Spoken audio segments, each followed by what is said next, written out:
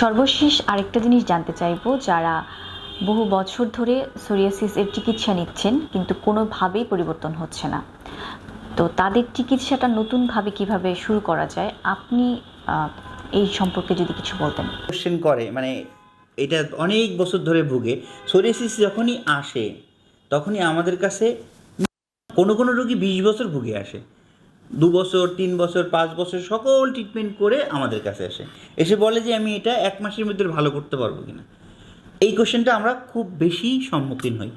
তো এই টাইপের রুগীদের ক্ষেত্রে বলছি, যারা দীর্ঘদিন ভোগে তাদের মন থেকে স্থির করে আমাদের এখানে ট্রিটমেন্ট করে যদি করা হয়, হোমিওপ্যাথি নিয়ে ট্রিটমেন্ট করা হয়, তাহলে তারা আগে দেখতে হবে তাদের ইমিউনিটি ঠিক মেনটেন করে কতটা রোগটা থামানো যায়, তারপরে কতদিনে ভালো হয়।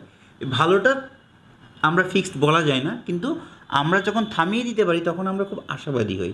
সো কেউ যদি 20 বছর ভুগে বা 10 বছর ভুগে 15 বছর ভুগে আশা হারিয়ে ফেলেন, এই আশা হারানোর কোনো সমস্যা নেই, আশা হারিয়েন না। অবশ্যই এটার সাপোর্ট আমরা হয়তো আপনাকে দিতে পারবো।